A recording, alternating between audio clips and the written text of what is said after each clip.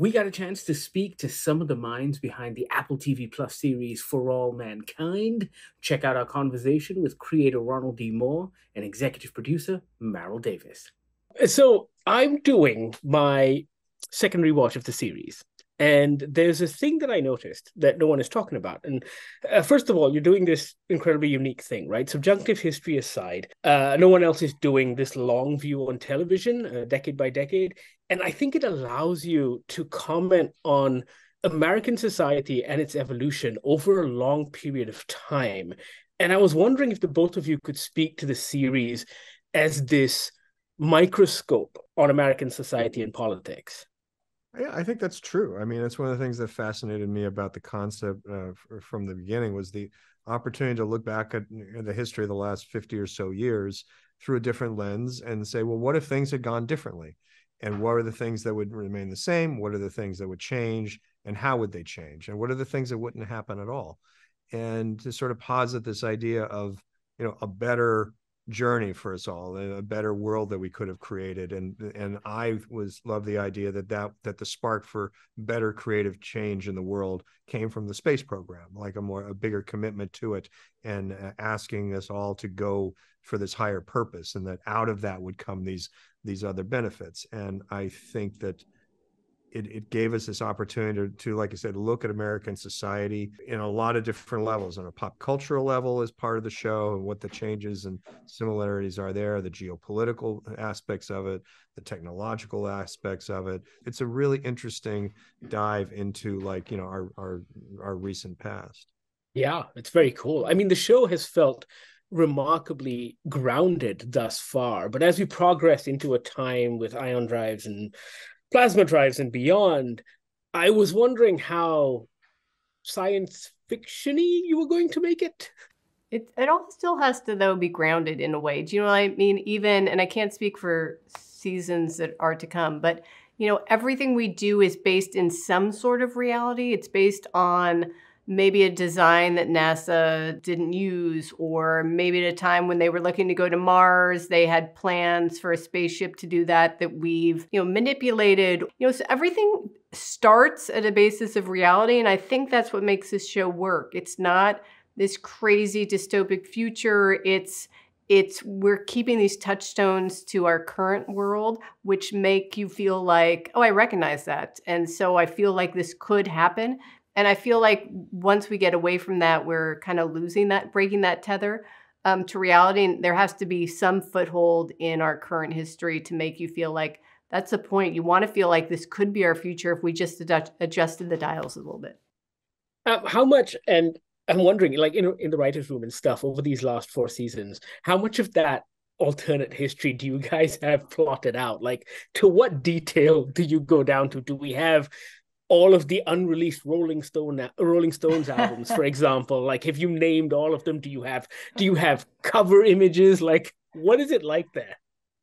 It's not quite that down, but man, we did quite a bit. I mean, before we even broke the first season, we wrote up like a timeline of like major events, over the almost like the next 50 to 100 years, and then each season at the beginning, we've gotten very detailed in the writer's room, threw up a lot of ideas of what could happen, what might have happened in between the seasons, and debate that endlessly and keep riffing on it, and eventually narrow it down to actually what we're saying the alternate timeline is. First season, we toyed with ideas of having artists record different versions of classic songs with different lyrics that sort of played on the idea of a history changing. And that became like too wildly complicated and too much time and too much energy that we just couldn't possibly do. So we had to abandon certain ideas like that, but certainly there are odd little things that get thrown in. Somebody asked me once, did Star Trek Phase 2 happen in this alternate reality? And I said, yes, it does. In fact, not only does Star Trek 2 happen, but the motion picture is actually Wrath of Khan. It's like, there are certain details. Secretly, like I think we all wish that, but yes. Tell me this. And I want to take you back because, you guys are constantly hearing our take on what you do is TV and film critics. And I was genuinely curious about your take on what we do. And I bring it up because the original slate of Apple TV programming was met with what I can only describe as a lukewarm response by critics, like the morning show See, For All Mankind. And all three turned out to be some of the strongest things on television over the last few years. And that kind of stuff tends to be quite negative. I have to say, though, we were not one of those people. We loved your show from the very beginning. But I was wondering about your take on that, because that seems to be where the industry is at the moment, where people will watch an episode or two and then pass immediate judgment without taking into consideration that you have a 7-year arc and that, well, that's how stories need to be told. It's tricky. I'd hate to be a critic because I think it is a very difficult job. It always does seem like, you're judging something in that moment. And a lot of times that the initial review doesn't hold up that well in retrospect. Right. I look back, I remember when Battlestar premiered, not all the critics loved it at the beginning. There were several just really back of the hand dismissive, like, what is this? This is stupid. I don't even like this. And then later on, some of those same critics became friends of mine that they actually right. liked.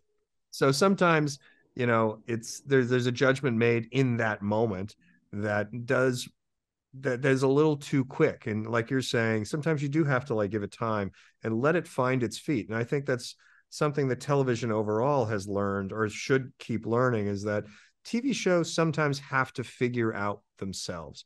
It's not all there in the pilot. It's not even all there in season 1. And it's not just critics. I think, in generally, we've become an impatient society and we want everything to be done right now. We want it to be fully formed and complete right now. And there are certain pieces of art that require a little bit of time, a little bit of, playing around with and discovery. And I think that's certainly something that makes television better. And of course, when we look back at certain things as well, and we approach it from a different space in our own lives, it takes on different meaning. And I think, Maril, I think Star Trek Insurrection is one of those things. I think looking back on it now, I think it had a lot of unfair criticism. I agree. I worked on that movie and I agree. But I think it's so hard. And I think, everything is subjective. Something you might like might be something I might not like, and vice versa. And I think, we need critics in the world. Everyone can't just love everything we do and everything constant. And while it doesn't necessarily feed into what we do, because normally that critique comes at a time when you've already finished that material, so there's nothing you can change. I think, it can't help but seep into your mind as you're planning the next season of things you can improve on. So I think it's, we're all helping each other.